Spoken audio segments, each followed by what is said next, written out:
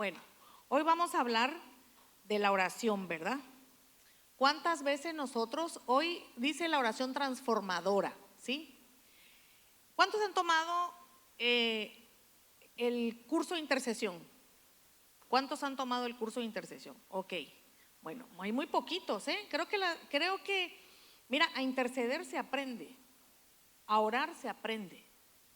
Porque uno puede pensar que orar es solamente pedir, pero no te confundas, a orar también se aprende. Así que yo te invito a que cuando haya el curso de intercesión digas, me voy a anotar, porque tengo que aprender a orar. Si no, tú no sabes, no vas a saber a veces ni cuál es la diferencia entre orar e interceder, ni cómo se ora o cómo se intercede, ¿verdad? Ni cuántos tipos de oraciones hay o cuántos tipos de intercesiones hay. Entonces, a orar, de verdad que es algo que, en primera, es una responsabilidad como hijos de Dios que tenemos orar los unos por los otros, dice la Biblia, ¿no? Pero resulta que no sabemos ni cómo se hace. Eso es un error más grande. No sé si me explico. Y es algo que te debería de hacer aquí en la cabecita, así como que, o sea, sí debo de aprender a orar.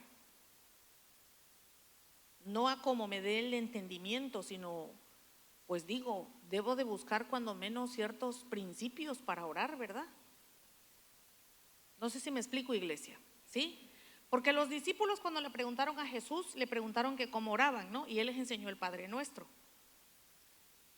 La oración no es lo mismo que un rezo, porque un rezo es algo que se repite. No sé si me explico. El rezo no abre puertas, pero la oración sí. La oración mueve el cielo. La oración rompe lo que está acá para que descienda sobre tu vida. El rezo es como una canción, es como cuando tú vienes aquí y escuchamos esa canción que estaba de último, ¿cómo se llama? La que estaba cantando Tere, la que compuso el pastor. Pero ¿cómo dice? Denme tantito el coro.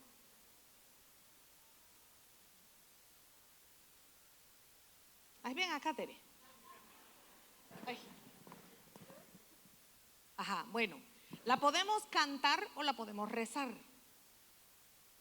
A ver, dale, cántale el cachito ahí. No soy mis fallas, no soy mi temor. Soy tu hijo amado, soy tu canción y en tu verdad encuentro mi paz.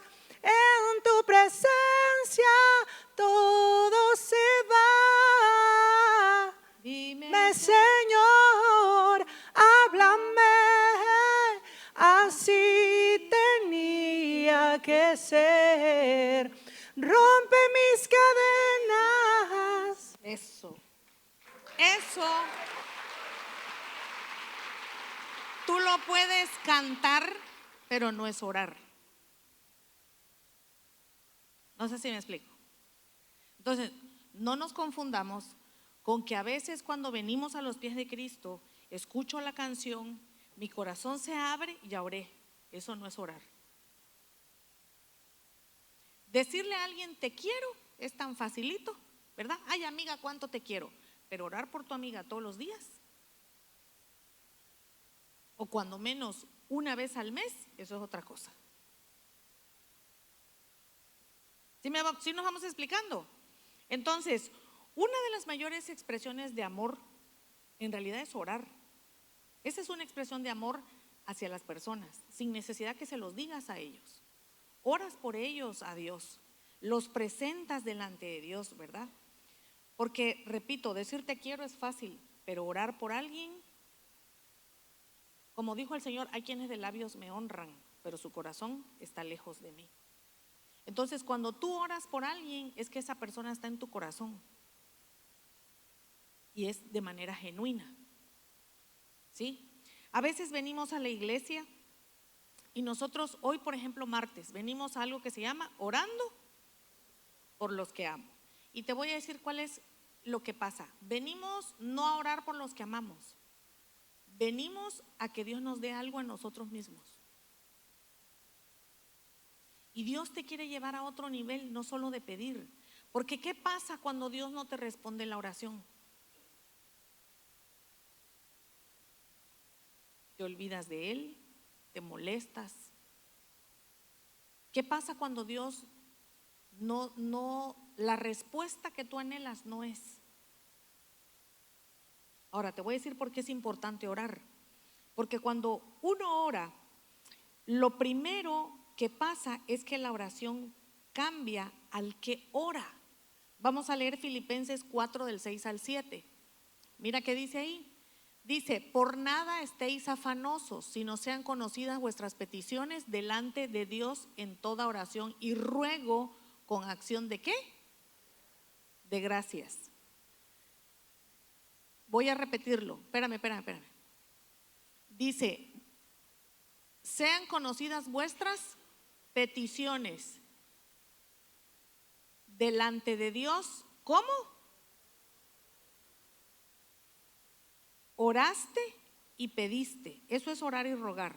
Es orar y pedir. Es que yo llego delante del Padre y oro por mis hijos, oro por mi amiga, oro por mi esposo, oro por mis discípulos. ¿Sí vamos aquí? Ahí estás orando y estás pidiéndole algo, pero también le vas a dar gracias a Dios, porque eso es acción de gracias. Dice con acción de gracias. Esa acción de gracias se refiere a muchas cosas. Esa acción de gracias es agarrar nosotros y decirle al Señor: Padre, yo oro como hizo Jesús. Yo te pido hoy, Señor, te ruego que esta copa pase de mí. Eso es lo que él pedía. Pero que se haga tú y no en Jesús. Amén. ¿Verdad? Entonces, esa acción de gracias es decir, pero que se haga tu voluntad y no la mía. Es cuando nosotros agarramos y le decimos a Dios: Señor, yo quiero esto, pero si no llega, ayúdame a seguir permaneciendo. ¿Estamos todos?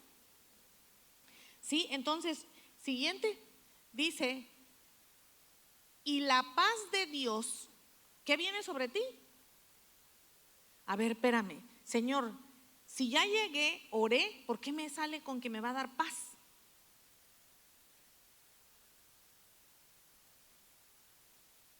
Llegas, oras, ruegas, le das las gracias y te da paz.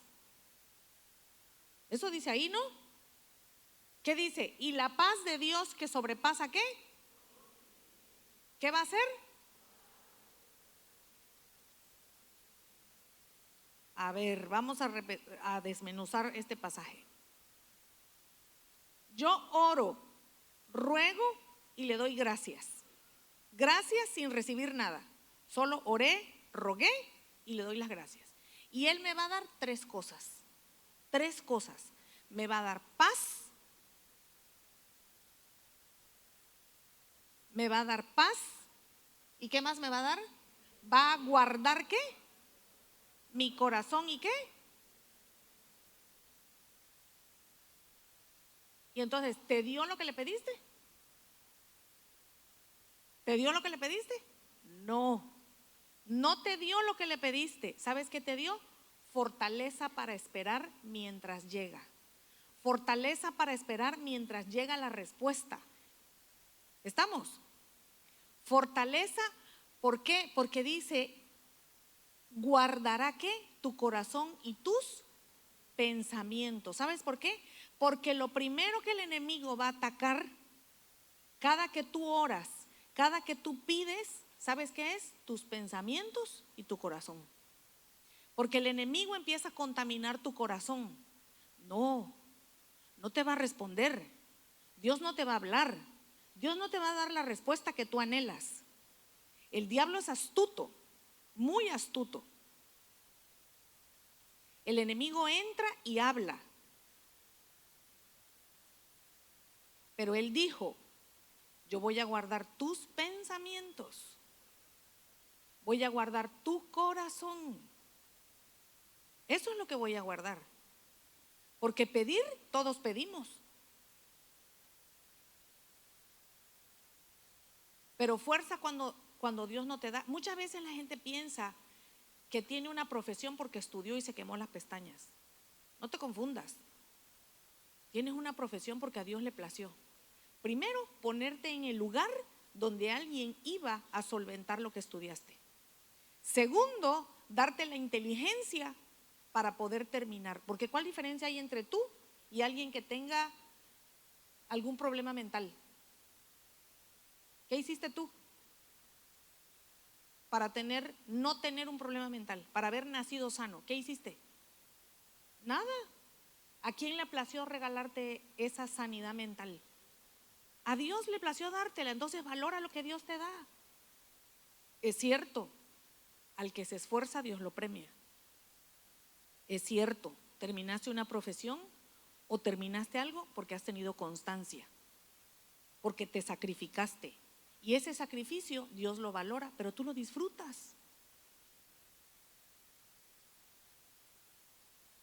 No sé si me estoy explicando, iglesia. Y lo mismo sucede en la fe, no solo es en lo secular. La fe funciona de la misma forma. Dios a todos nos dio una medida de fe. Pero hay quien se va a levantar temprano como para ir a la escuela y apurarse y terminar la tarea. Y hay quien viene a la iglesia y simple y sencillamente no hace la tarea. No la quiere hacer. ¿Y qué es hacer la tarea en Cristo? La tarea en Cristo es obligar a mi mente a estar bajo los pies de Dios. ¿Cómo así, pastora? Claro que sí. Porque si yo no obligo a mi mente a que Dios es el que manda, siempre voy a querer mandar yo. No sé si me expliqué. Los pensamientos del hombre no tienen nada que ver con los pensamientos de Dios. Dios dice una cosa y tu mente está limitada. ¿Sí? Entonces, ese pedacito donde dice Dios va a guardar tu corazón, repito, la primera persona que cambia durante la oración eres tú. Al que empieza a transformarle los pensamientos es a ti. Al que empieza a transformar el corazón es a ti. Es tu persona. Ahorita acabo de grabar con el pastor el programa de este sábado de A Tres Lazos. Y estábamos hablando de los conflictos dentro del matrimonio. Así que no se lo pierdan el sábado, Los conflictos dentro del matrimonio. ¿Cómo solucionar conflictos dentro del matrimonio? Y una oración. Cuando uno ora es porque uno está en conflicto. Cuando uno le viene y le pide a Dios es porque estás adentro de ti, hay un conflicto. Puede haber un conflicto de intereses, puede haber un conflicto personal, pueden haber cosas. Mira, hay creencias que nos limitan a alcanzar lo que Dios dice. ¿Sí? Hay creencias, hay veces Dios no está limitado, es nuestra creencia la que está limitada. Él dijo que debemos tener fe para que movamos una montaña y se mueve, ¿no? Así lo dijo la Biblia. Si Dios lo dijo, quiere decir que sí puede suceder. ¿Y por qué no hemos movido una montaña?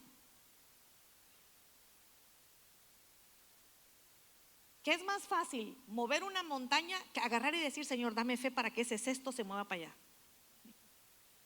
O que le transforme el corazón a tus hijos. ¿Qué crees que es más fácil? Iglesia. Mira, ¿cuántos tienen hijos adultos? Alza la mano alto, así grande. No significa que tú estás viejo. ¿Cuántos tenemos hijos adultos? Cuando los hijos son pequeños, nada es problema. Todo se soluciona con un abrazo, una paleta. Ven, te abrazo, voy a dormir contigo. ¿Sí o no? ¿Qué juguete quieres? A ver, te llevo al súper, ¿cuál juguete quieres? Todo se soluciona así, pero cuando los hijos crecen, ya tus besos ya no son curita, ya estorban. ya tus abrazos avergüenzan.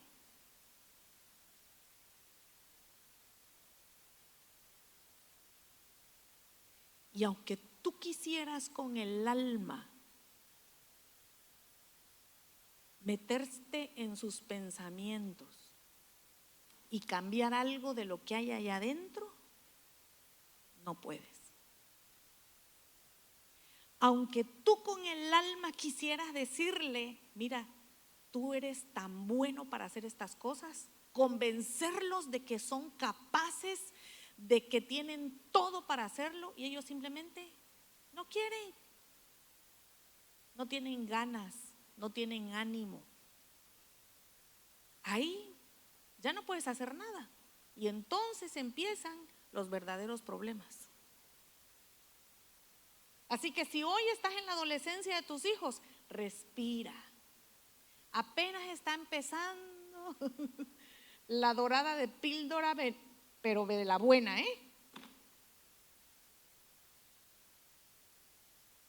No sé si me expliqué. Bueno, así como en lo natural hay un crecimiento, en lo espiritual también. Hay una niñez espiritual, hay una adolescencia espiritual y hay una madurez espiritual. La niñez espiritual es cuando solo venimos y oímos una alabanza y soltamos el corazón. En la alabanza no necesitas orar, ya me expliqué. Estás en la niñez y un beso de Dios, una llenura de parte de Dios, sana tu corazón en ese instante. Pero cuando entras a la adolescencia espiritual, cuando dices y ya te acostumbraste a la presencia del Espíritu Santo, ya te acostumbraste a que ya pasaron los días y ya de repente oras y nada sucede y nada cambia, estás entrando a la adolescencia espiritual, donde ya te pones como que hasta pelear con Dios. ¿Quiénes pasan por eso? ¿O solo la pastora ha tenido adolescencia espiritual y ahora resulta que aquí nadie, todos son niños en la fe? Yo me peleo con Dios muchas veces hasta el día de hoy. Yo no sé tú, ese es tu fe, ese es tu rollo. Yo sí, Él es mi papá. Y yo tuve un padre aquí en la tierra con el que yo me peleaba. No sé si me explico. Yo con mi papá me peleaba. Ajá, ¿pero por qué? ¿Por qué no? Malcriada, a lo mejor tú digas, ¿qué malcriada? Sí, malcriada, pero era mi papá y me amaba. Y si mi papá me amaba y yo le doy 10 de calificación como papá, mi Padre Celestial tiene 20 de calificación, porque lo supera en todo. ¿Sí me explico? Entonces, si mi papá nunca me dejó de amar por yo decirle, ajá, ¿pero por qué? Mi Padre Celestial tampoco me va a dejar de amar porque yo le diga, ajá, ¿pero por qué? El problema es que tú no te atreves a preguntarle a Dios por qué. ¿Lo ves como tabú? ¿Cómo le voy a hablar yo hacia Dios? ¿Cómo le voy a decir yo a Dios? Eso sí, ay no. Y hay quienes se quieren burlar de Dios, o sea, están al revés. Y eso es lo que no saben, que están buscando una arrastrada buenísima. Pero colita que quiere cuero, solita la anda buscando, ¿verdad? ¿Sí o no? Entonces, que te dé el diablo, papito, porque si te da Dios te va a ir bien, pero si te da el diablo, agárrate. ¿Sí? Entonces, fíjate, tenemos que aprender a acercarnos a Dios de manera genuina, orar a Él. Pero orar no solo es vengo y le pido y le digo, ay, oye, si no es el mago de la lámpara de Aladino. Y cuando no te da, lo abandonas. Y si Dios existiera, ¿por qué hay guerras? No, es la pregunta típica. ¿Por qué si Dios existe permiten las guerras? ¿Por qué si Dios existe permite las violaciones?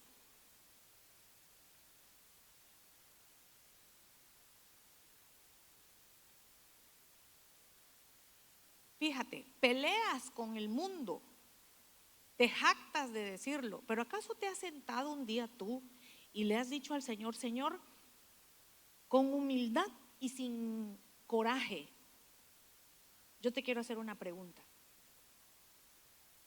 ¿Por qué existen las guerras?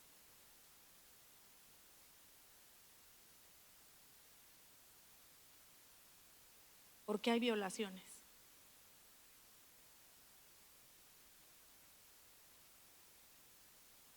¿Por qué a veces permites que esas cosas sucedan?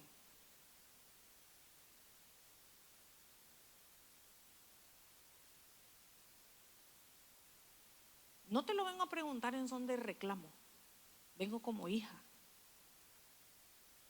Y quiero saber por qué un padre bueno deja que todo eso suceda.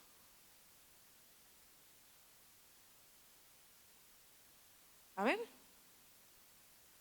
yo no te voy a dar la respuesta hoy. Yo ya sé mi respuesta, pero yo me atrevo a preguntarle a Dios. El problema es que tú no te atreves a hacerle a tu padre una pregunta tan sencilla, porque lo ves pecado. Entonces tu relación con Dios no está sana. Hay una brecha, hay un tabú. ¿Me estoy explicando, iglesia? Y una respuesta que te puedo dar a eso hoy nada más es una tan simple. ¿Dónde estaba Dios cuando estábamos crucificando a Jesús? Cuando lo escupimos,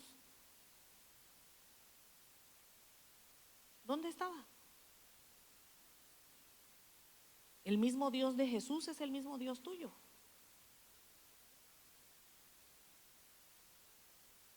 ¿O no?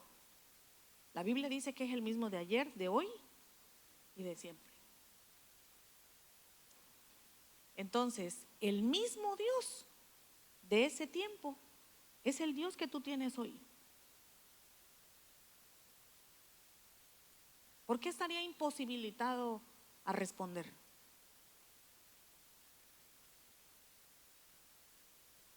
¿Por qué no podía intervenir?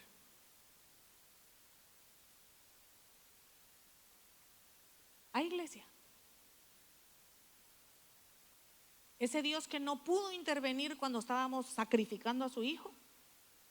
Ese Dios que no puede intervenir hoy para decirte, hey, yo soy Dios.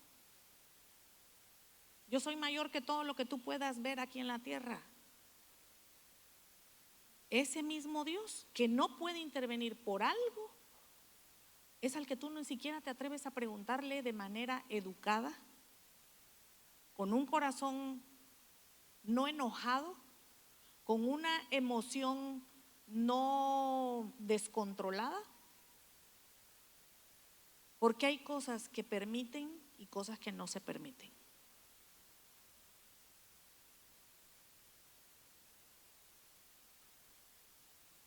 El mismo Dios al que yo le pregunto es al que tú también tienes acceso.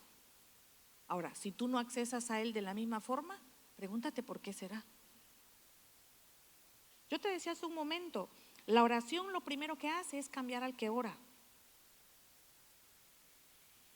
Y lo segundo que hace es recordarnos quién tiene el control en medio de lo que tú estás solicitando. Vamos a leer Segunda de Crónicas 20:12.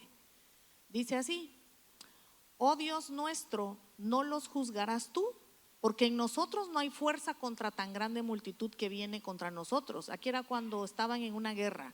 No sabemos qué hacer y a ti volvemos nuestros ojos. ¿Cómo nos sentimos nosotros cuando no sabemos qué hacer? ¿Sí? Cuando la vida, cuando estamos en medio de un problema, de una circunstancia, y tú dices, no tengo cómo solucionarlo. O sea, ya esto no hay manera de solucionarlo ni con mis finanzas, ni con mis fuerzas, ni con mi trabajo, solo que Dios tome el control. ¿A quién volteas? Dice, no sabemos qué hacer y a ti volvemos nuestros ojos. Ponme el siguiente. Ay, perdón, creo que no se los pedí, pero bueno. No sabemos qué hacer y a ti volvemos nuestros ojos. Cuando tú no sabes qué hacer, ¿a quién le vas a pedir ayuda? ¿A quién tienes que acceder para ir a pedirle ayuda? Iglesia, ¿a quién? A Dios. ¿Cuántas personas hay aquí que de repente han orado y no han visto una respuesta? Yo he orado y hay respuestas que no he tenido. Lloré para que mi papá sanara y no sanó.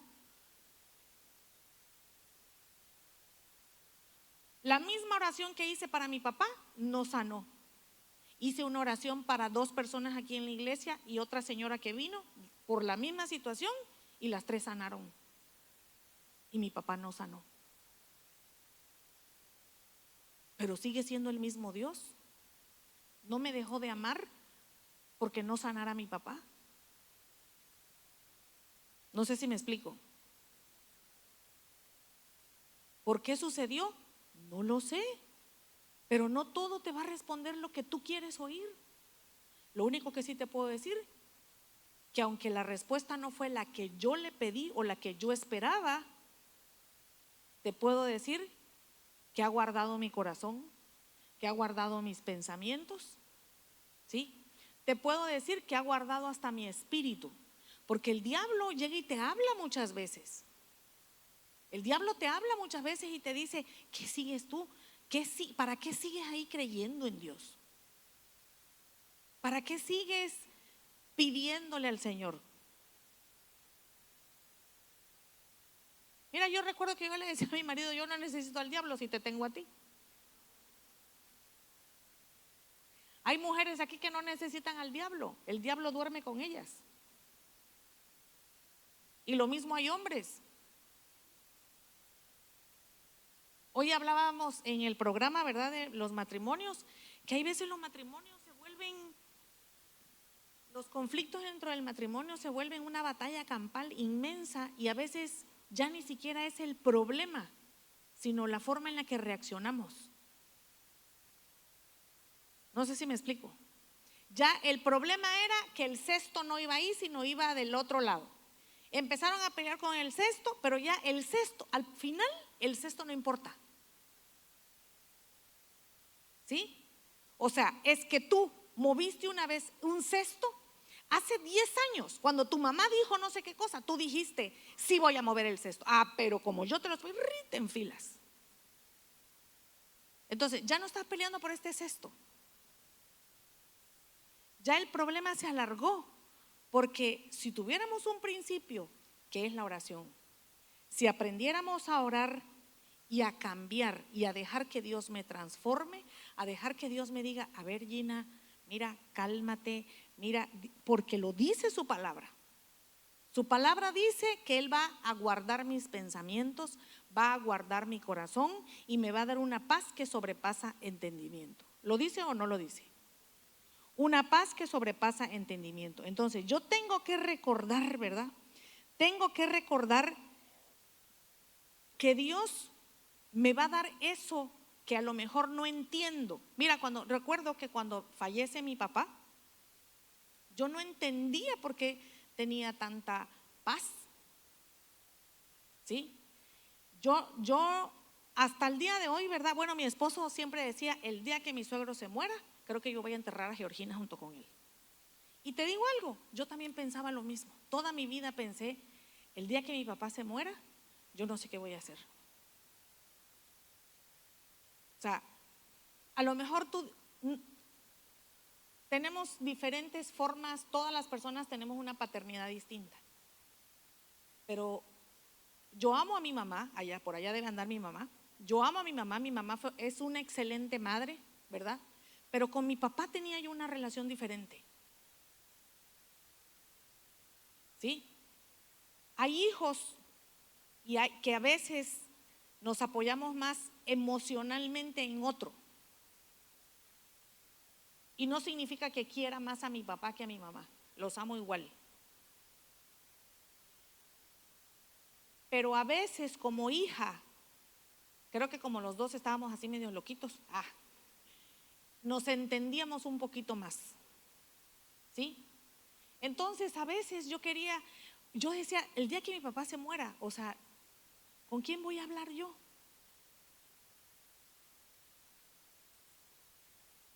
Y yo amo a mi esposo, pero un esposo no es un padre y un padre no es un esposo. Cada quien tiene un rol en la vida.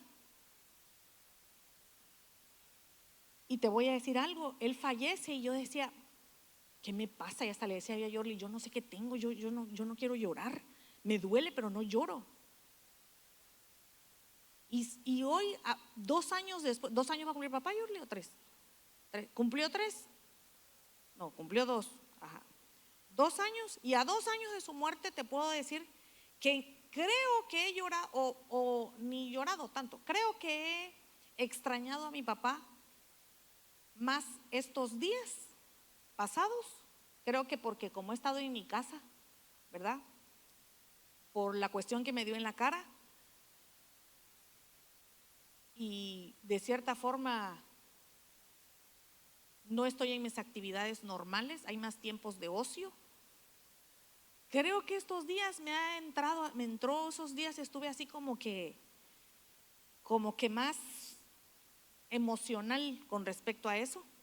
Pero te voy a decir algo, emocional sí, pero nunca dudando de Dios. No sé si me explico. Entonces, la oración hace que tu fe permanezca. La oración te cambia a ti. Cuando tú entiendas lo grande y lo maravilloso que es eso, que el primero que cambia cuando empieza a orar eres tú. Porque Dios empieza a ensanchar tu mente, a quitar esas creencias. En psicología y en todas esas ondas hay algo que se llama creencias limitantes. ¿Cómo tirarle a alguien de su mente una creencia limitante? Esas creencias que no le permiten avanzar, ¿sí? Toda persona tiene una creencia que la limita. Toda persona, todos tenemos una creencia que nos limita para algo, para hacer un negocio, para cortarte el cabello, para cambiarte el color de pelo, ¿sí? Hablo de las mujeres. Y para los hombres, lo mismo, para abrir un negocio. Hay una creencia que te limita. Y esas creencias limitantes deben de ser removidas. En psicología, en los coaches de vida, te enseñan que se trabaja con creencias que te limitan. Pero yo te voy a decir algo. No hay nadie más grande que Dios mismo para tumbarte toda creencia que te limite. El problema es que nosotros no lo buscamos como debe ser y preferimos irnos por las técnicas que nos enseña el psicólogo o el psiquiatra, en lugar de nosotros aprender a creer genuinamente en Dios. Y no tengo nada en contra del psicólogo o el psiquiatra, Son técnicas buenas, pero no se te olvide que la técnica más grande te la va a dar Dios. Porque aunque alguien te maneje una técnica, el poder de aquí adentro para creer que lo puedes cambiar, solo es Dios. Es su palabra. Es cuando la palabra empieza a dar vida en nosotros.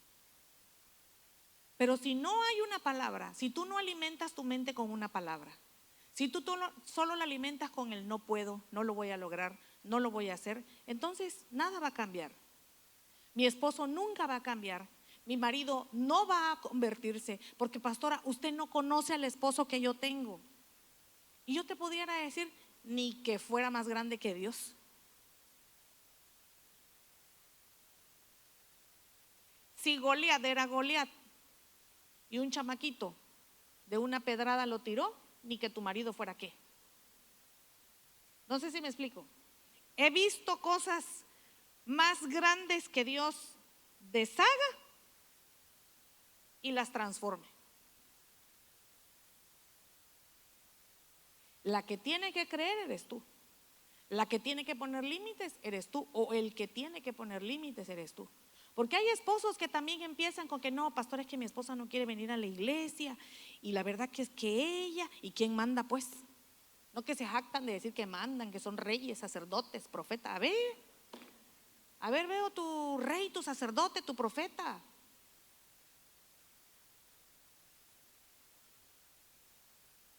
El problema es que siempre estamos buscando a quién le echamos la culpa.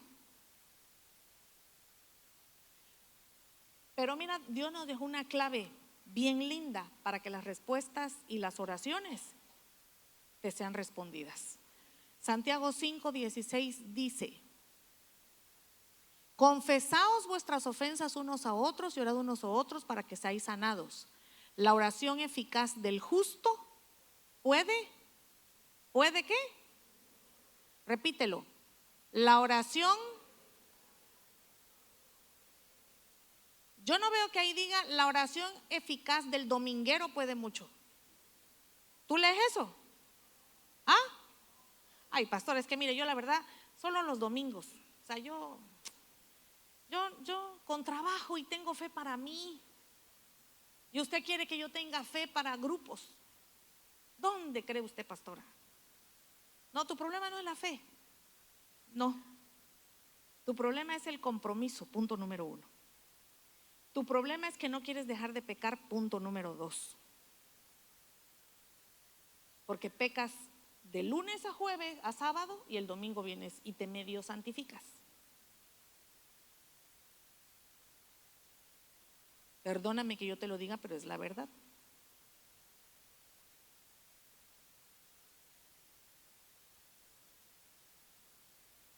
El problema no es el tiempo.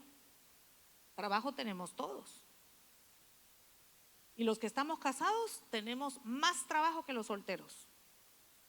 Porque el soltero tiene el tiempo para peinarse, arreglarse, y la mamá se medio arregla, se medio peina porque tiene que alistar 2 o 3.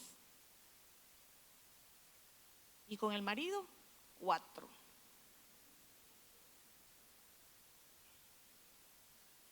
Porque luego no sabe ni dónde dejó la gorra, ni la playera, ni el zapato.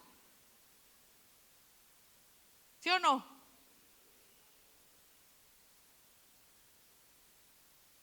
¿Sí o no? Eso es verdad. ¿Por qué es más cómodo ser dominguero? Claro que sí. Hasta yo quisiera ser dominguera.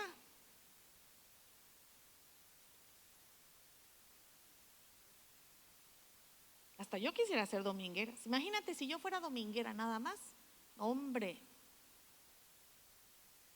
tengo tiempo para hacer negocios.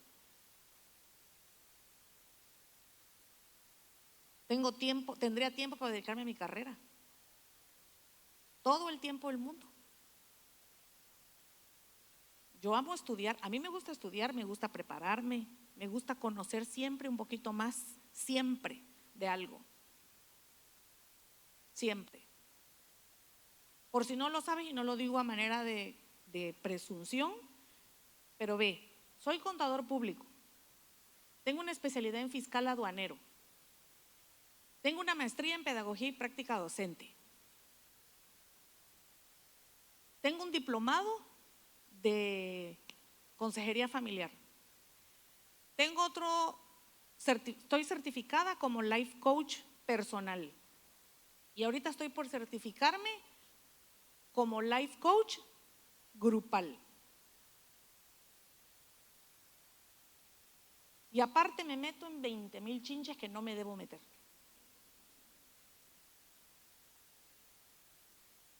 Tengo un curso que dejé a medias porque no me da tiempo de sommelier de té. ¿Ve? Yo tengo cosas que hacer si yo fuera dominguera.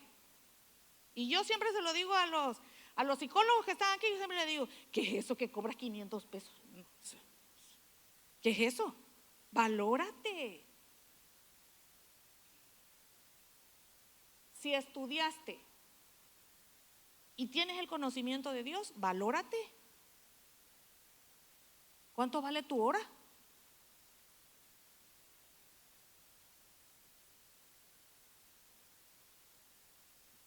Pero no, soy pastora. Practico contabilidad aquí en la iglesia, sin sueldo. Practico consejería familiar aquí en la iglesia, sin salario. Life coach aquí en la iglesia, sin salario. Pero el salario más grande me viene del cielo.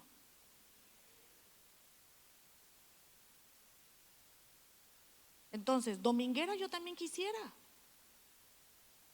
Hoy vengo, ahorita vengo, grabé un programa, doy una prédica ahorita y salgo de aquí, voy a grabar otro programa. Y a veces la gente piensa que uno no hace nada. No, hago mucho.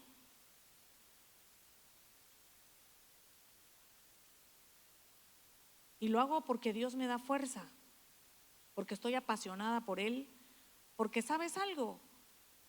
Aunque yo trabajara en todo lo que estudié, con nada, yo viera a mis hijos como los veo hoy.